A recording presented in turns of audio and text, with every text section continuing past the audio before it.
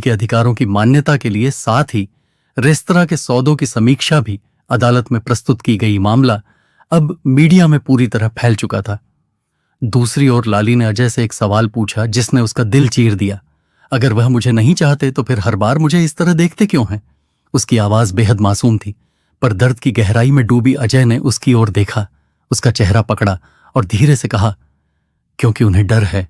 डर कि अगर उन्होंने तुम्हें प्यार करना शुरू कर दिया तो उन्हें वो सब छोड़ना पड़ेगा जो उन्होंने झूठ पर खड़ा किया है।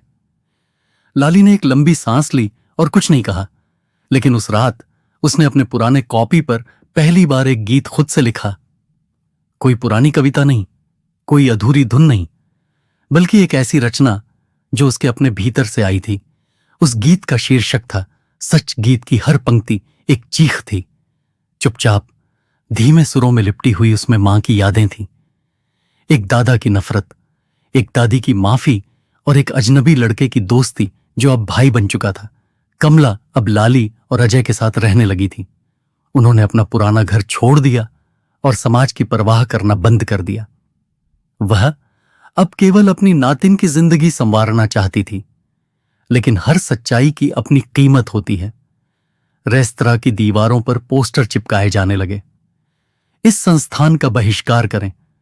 यहां मासूम बच्ची को बेघर किया गया था। ग्राहक गायब हो गए। सोशल मीडिया पर नवा जस्टिस फॉर लाली ट्रेंड करने लगा। स्थानीय विधायक तक ने बयान दे डाला। ऐसे लोगों को समाज में जगह नहीं मिलनी चाहिए। महेंद्र के पास अब कुछ नहीं बचा था, लेकिन फिर भी वह एक झूठ को पकड़े बैठा था कि उसने जो किया वह परिवार के नाम की रक्षा के लिए किया था। वह अब अकेला खाता था, अकेला सोता था और अकेला जागता था।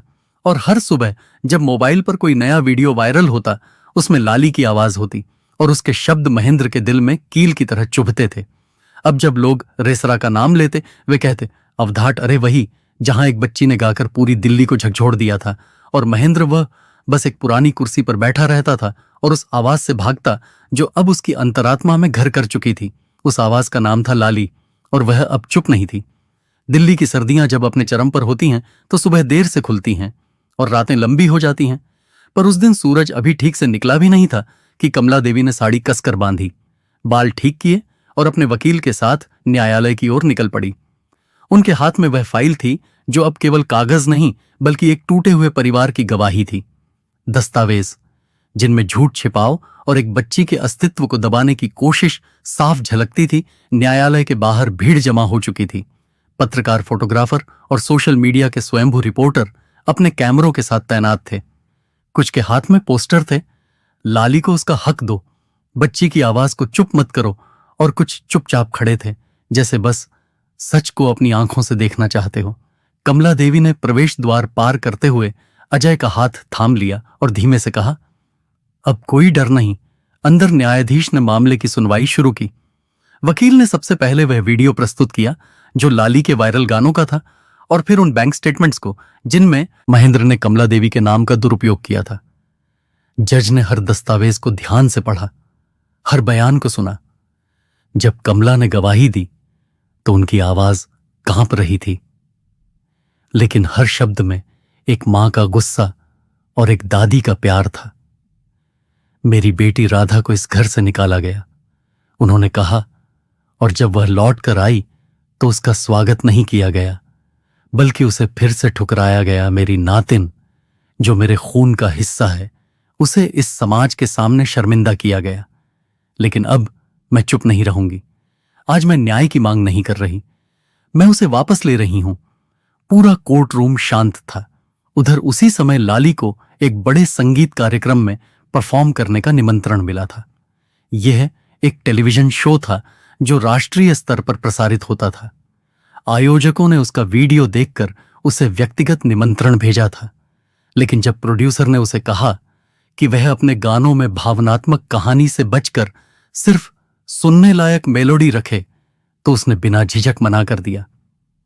मैं गाती हूं क्योंकि मेरी आवाज में मेरी मां का नाम है, उसने जवाब दिया। अगर मेरी आवाज से किसी की बेचैनी बढ़ती है तो मैं और तेज गाऊंगी। शो वालों ने उसे हटाने का फैसला किया, लेकिन उसी शाम एक अलग चैनल पर एक विशेष एपिसोड प्रसारित हुआ। लाली एक आवाज जो चुप नहीं हुई, जिसमें उसकी पूरी कहानी दिखाई गई। कोई स्क्रिप्ट नहीं, कोई भव्य मंच नहीं, बस लाली, उसकी पुरानी कॉपी और उसकी वो धुन जो उसने अपने कमरे की दीवारों से टकराकर बनाई थी। वीडियो की आखिरी पंक्ति में वह गा रही थी, जो छीन गया। वह मां थी, जो बचा है। वह मेरी आवाज है और मैं उसे कभी हारने नहीं दूंगी। वीडियो रातों रात देश भर में वायरल हो गया। नेताओं से लेकर फिल्मी हस्तियों तक सबने ट्वीट किया, डाउन लाली की आवाज सोशल मीडिया पर ट्रेंड करने लगा। वापस अदालत में जब सुनवाई खत्म हुई, जज ने स्पष्ट शब्दों में कहा, इस बच्ची को न केवल परिवार का बल्कि कानूनी तौर पर पहचान का हक मिलना चाहिए, और जो संपत्ति उसके हिस्से की है उस पर से किसी भी तरह का धोखा या फर्जीवाड़ा बर्दाश्त नहीं किया जाएगा। महेंद्र कोर्ट में मौजूद नहीं था। वह अपने घर में बंद कमरे में बैठा था। टीवी की स्क्रीन पर लाली का वीडियो देखता हुआ चेहरे पर न आंसू थे न मुस्कान, बस एक खालीपन जिसमें पछतावा गूंज रहा था। उसी क्षण उसने एक पेन उठाया और एक पत्र लिखा, बिना पते बिना शीर्षक, बस एक नाम के लिए, लाली। मैंने बहुत कुछ खोया है, पर सबसे बड़ा नुकसान तब हुआ जब मैंने अपनी आवाज को चुप कराया। अगर मुझे हिम्मत होती तो शायद आज तू मेरी गोद में होती। मैंने मां को खोया, बेटी को खोया, और अब पोती को माफ कर देना अगर कभी कर सको। दादा कमला ने वह पत्र पढ़ा और लाली को सुनाया। लाली कुछ देर चुप रही, फिर धीरे से बोली, उसने मुझे कभी पुकारा नहीं, लेकिन शायद अब पहली बार उसने सुना। अदालत का फैसला आ गया था, लेकिन लाली की लड़ाई केवल न्यायालय में नहीं थी। उसकी लड़ाई थी पहचान की, आत्मसम्मान की, और उन हजारों बच्चों के लिए जो हर दिन खामोशी से ठुकराए जाते हैं। उसने अगली सुबह एक स्कूल का दौरा किया जहां बेसहारा बच्चों को संगीत सिखाया जाता था। वहां उसने पहली बार अपना नया गीत गाया। वह गीत जो न थिएटर के मंच पर बना था न कैमरों के सामने, बल्कि उन रातों में जब कोई नहीं सुनता था, पर वह फिर भी गाती थी। और इस बार जब उसने गाया तो सबने सुना, क्योंकि अब वह सिर्फ राधा की बेटी नहीं थी, अब वह खुद एक नाम थी, लाली। दिल्ली की गलियां उस दिन जैसे किसी त्योहार की तैयारी में थी, लेकिन ना झांकियां थी न रोशनी की लड़ियां। शहर के एक छोटे मोहल्ले में बने एक नए रेस्तरां के उद्घाटन की खबर फैल चुकी। तेरी ईश्वर की बेटी नाम पढ़ते ही लोगों को कुछ याद आता, कुछ महसूस होता। यह वही नाम था जो एक बच्ची की आवाज से जुड़ा था, जिसने बिना चीखे समाज के कानों को खोल दिया था। यह रिश्ता अजय ने खोला था। उसकी सारी जमा पूंजी, दोस्तों की मदद और कमला देवी की चुपचाप दी गई। मांग रहित सहायता से यह सपना साकार हुआ था। लेकिन यह महज एक रेस्तरां नहीं था, यह एक प्रतीक था। हर दीवार पर लाली के लिखे गीतों की पंक्तियां थीं। हर मेज के नीचे छोटी छोटी तख्तियां लगी थीं, जिन पर उन बच्चों के नाम थे जो कभी किसी ने अपनाए नहीं, पर अब इस जगह का हिस्सा थे। उद्घाटन के दिन हल्की बारिश की बूंदें गिर रही थीं, ना ज्यादा ना कम, जैसे मौसम भी भावुक था, लेकिन खुद को जाहिर नहीं करना चाहता था। मोहल्ले के लोग, स्कूल के शिक्षक, पत्रकार और कई वह चेहरे जो कभी इस तरह अवधाट में देखे गए थे, सभी वहां मौजूद थे। और फिर मंच पर आई लाली। उसने कोई बड़ा भाषण नहीं दिया, माइक उठाया, एक पल के लिए सबकी आंखों में देखा और धीमे से कहा, यह जगह मेरी मां की ख्वाहिशों की आवाज है, और यह आवाज अब कभी बंद नहीं होगी। फिर वह गाने लगी, एक नया गीत, कोई भव्य रचना नहीं, बस शब्द जो सीधे दिल को छूते थे। जिसने छोड़ा वह भी मेरा था, जिसने थामा उसका नाम नहीं पूछा, पर जिसने सुना वो मेरे हर सुर में बस गया। गाने के दौरान कई लोग रोने लगे, कुछ अपनी आंखें पच रहे थे, कुछ बस नजरें झुकाए बैठे थे, लेकिन किसी की नजरें दूर एक आदमी पर टिक को बिढ़ा, भीड़ से थोड़ा अलग खड़ा था। पीले छाते के नीचे हल्के कांपते हाथों के साथ वह महेंद्र था। उसका शरीर अब झुक गया था, चेहरा थका हुआ और आंखें लाल। उसके कपड़े पहले जैसे कीमती नहीं थे, लेकिन वह साफ दिख रहा था कि उसने खुद को समेट लिया है, उस शख्स की तरह जो सब कुछ हो चुका है, लेकिन अब भी उम्मीद का एक कोना बचाए बैठा है। कमला ने लाली की तरफ देखा। लाली भी उसे देख चुकी थी। गाना खत्म होते ही तालियों की गूंज में लाली ने माइक नीचे रखा और मंच से उतर गई, सीधे महेंद्र की ओर। लोगों ने चुपचाप रास्ता दिया। हवा भारी हो गई थी, जैसे पूरी दिल्ली अपनी सांसें रोक कर देख रही हो। क्या वह उसे माफ करेगी? महेंद्र ने उसकी ओर देखा। होठ कांप रहे थे, जैसे कुछ कहना चाहता हो, लेकिन शब्द हार रहे थे। लाली उसके सामने खड़ी हुई, बहुत देर तक कुछ नहीं बोली। फिर एक धीमी मुस्कान के साथ उसने कदम आगे बढ़ाया और उसे गले से लगा लिया। मैं तुम्हें माफ करती हूं, दादू, उसने फुसफुसाकर कहा। महेंद्र की आंखें भर आईं। वह उस गले में बंधकर जैसे वर्षों की तपस्या को पा गया हो।